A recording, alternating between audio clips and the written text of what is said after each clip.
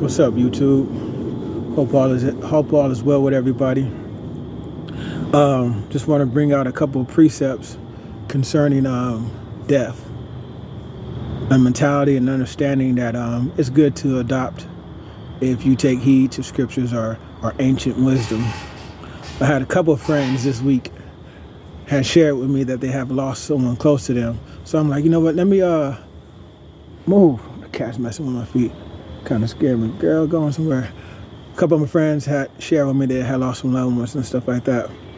And there's scriptures that pertain to death and how you should handle yourself, how you should consider it.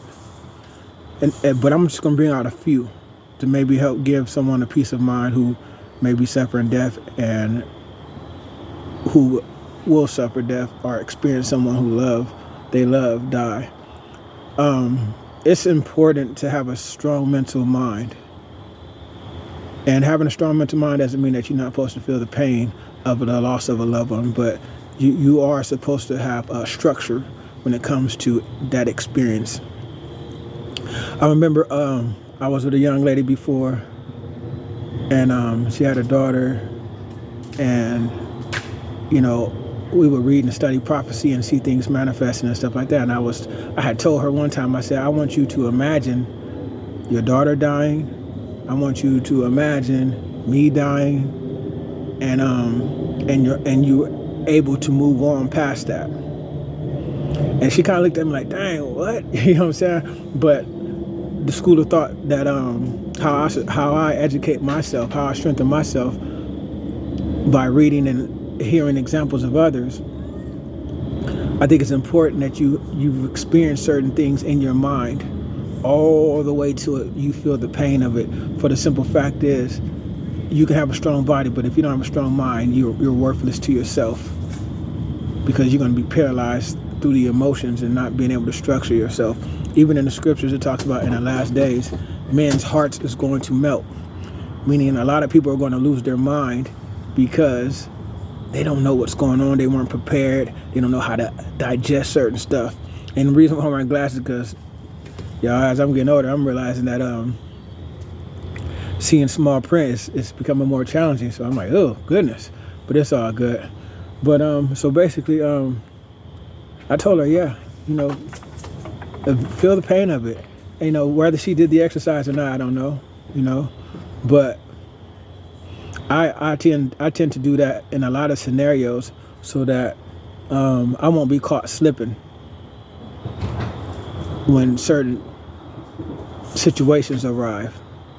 I will be able to understand the situation and move past the situation with authority, with power, with clarity.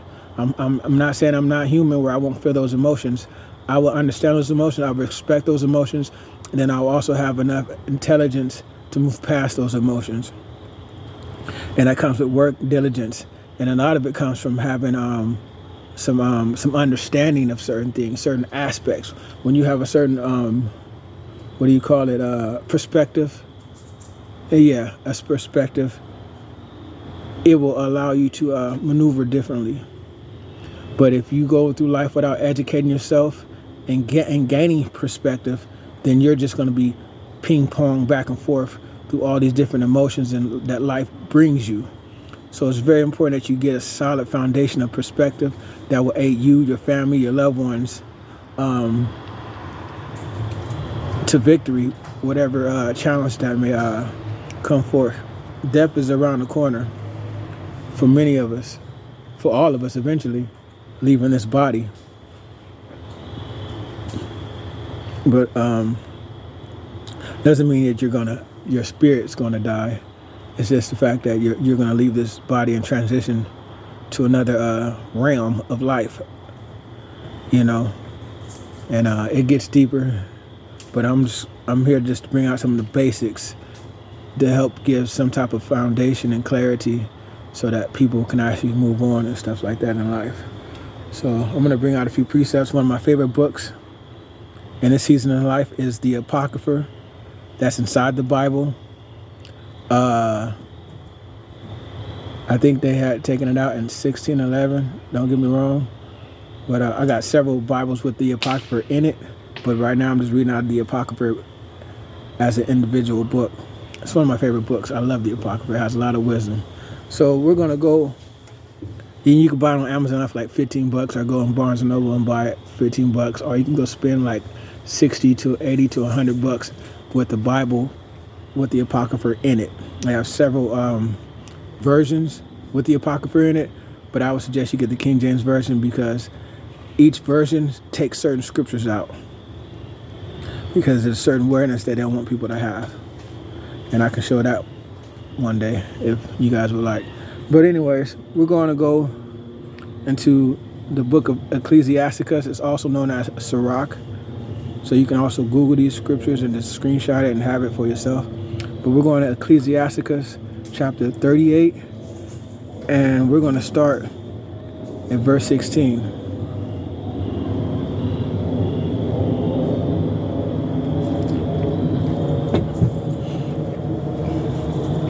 My son, let tears fall down over the dead and begin to lament, as if thou hast suffered a great harm thyself.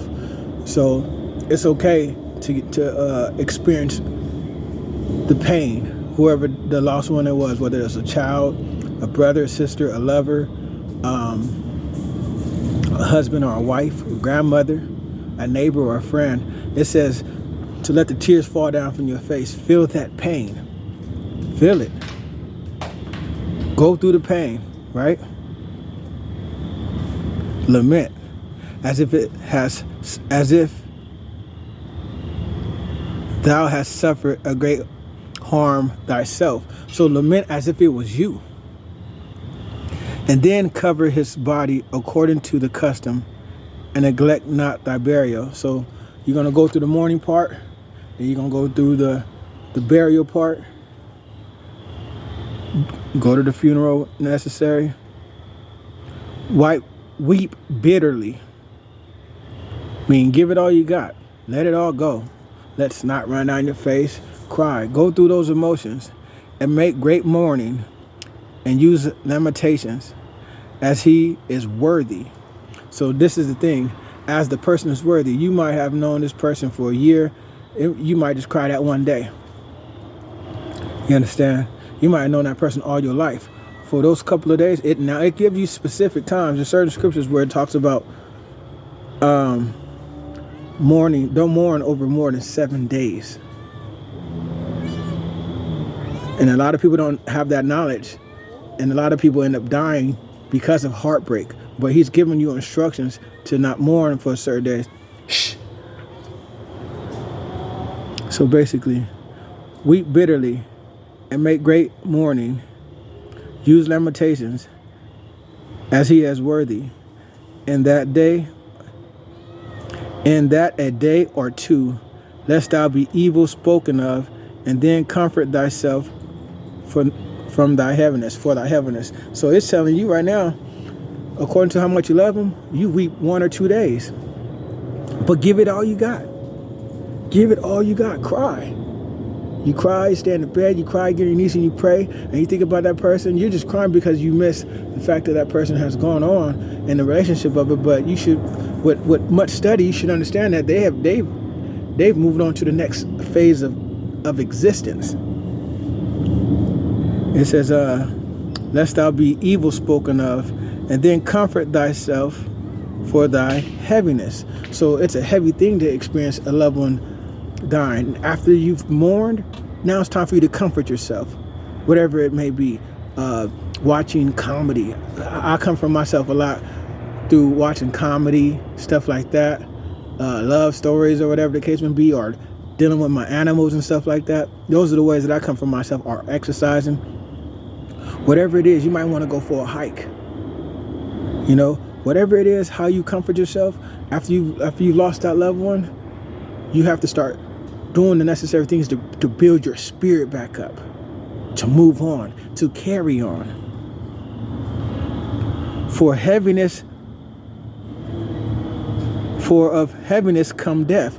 So the next verse 18 says, Ecclesiasticus 38 verse 18 says, for of heaviness cometh death. So If you allowing this death to weigh heavy on you, you can possibly die from that, because that's how powerful our minds is. So you have to, after you've mourned, the next step is to bury him. Next step is to start comforting yourself so that heaviness won't take over your life. Because a lot of people don't know that there's steps. People feel guilty and they don't like, oh, I love that person, I love that person. You see people always. I saw something there the other day where a man was watering the grave of his wife. And I don't know how long she's been gone, but he's going there constantly mourning, and he's causing heaviness to overtake him. You got to move on. You have to simply learn how to move on, but he may not know these scriptures. For heaviness cometh death, and the heaviness of the heart breaketh strength. So the heaviness of your heart, which is your mind, if you hang on to that pain, it could possibly break your strength. Now you don't want to work. Now you don't want to eat. Now you don't want to dress. Now you don't want to shower. You don't want to do anything because your subconscious mind is constantly reliving that pain, when the Most High loves you so much that he's giving you instructions on how to move on from past that pain. He's given you the opportunity to love that person, to experience that person. Now he wants you to be able to move on, and majority of the time, they want you to move on. They probably already ascended to being an angel. They're probably witnessing you mourn and like, come on, move on, let's go. You know what I'm saying? They're probably part of the one that's helping you think about something positive. So you have to understand that when a person transitions, it's not a negative thing. It's not a negative thing. For of heaviness cometh death, and the heaviness of the heart breaketh strength.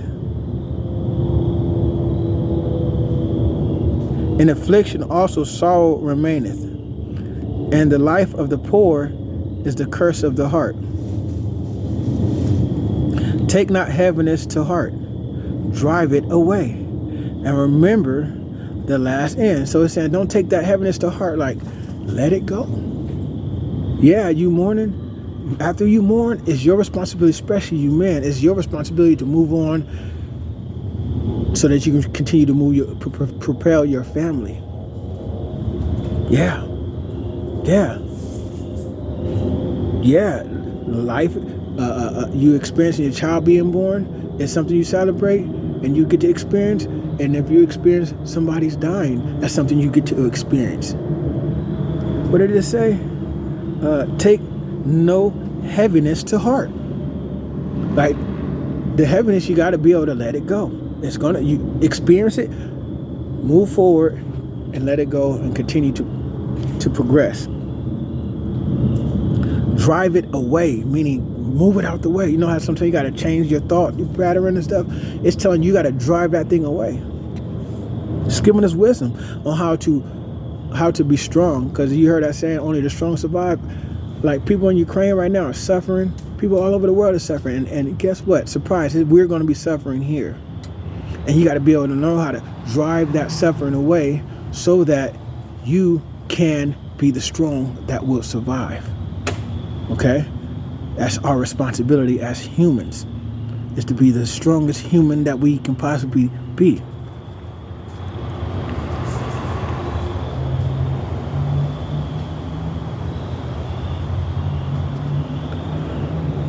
Forget it not. Okay? Take no heaviness to heart. Drive it away, and remember thy last end. Remember that you got to die too. Forget it not, for there is no turning again. Thou shalt not do him good, but harm thyself. So focusing on your lost loved ones, if you just constantly harper over that, it is not going to do you any good. It's not going to make you feel righteous. It's not going to make you feel better. Move on and be that strength that your family needs you to be. Wives, daughters, sons who've lost their parents, their spouses, you got to move on. You got to be strong. It ain't going to profit you at all to just be harping when people that are around you that need you. Remember thy judgment, for thy also shall be so. Yesterday for me and today for thee. When the dead is at rest, let his remembrance rest, and be comfort for him when his spirit is departed from him. The wisdom of the learned man cometh by opportunity of leisure.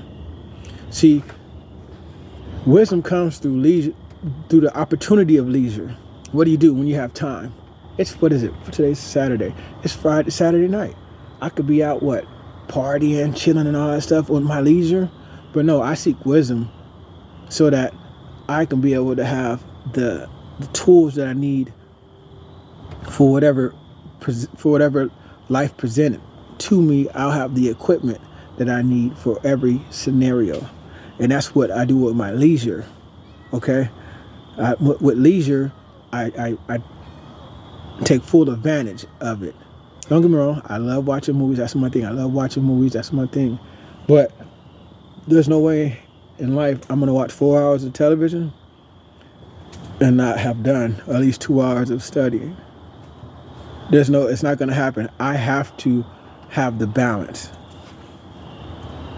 The wisdom of the learned cometh by opportunity of leisure. And he that hath little business shall become wise. So a person who has little business shall become wise, meaning, everybody's like, let's get to the money. If you're always working, when will you have time to educate your mind? When will you have time to educate your spirit? When you will have time to meditate and learn more about how you were created and what you were created for, and how wonderfully you are created, if you're always caught up in business. With little business, that's how you become wise. And he that hath little business shall become wise, because you're not stretched so many different ways. Now you have direction. You're a man and a woman of direction, because you're not stretching yourself so thin. So I hope this was a blessing to whoever had the ear to hear. Thank you for listening to this all the way through. This is Solo 3.0. Stay focused, because death is around the corner. Peace.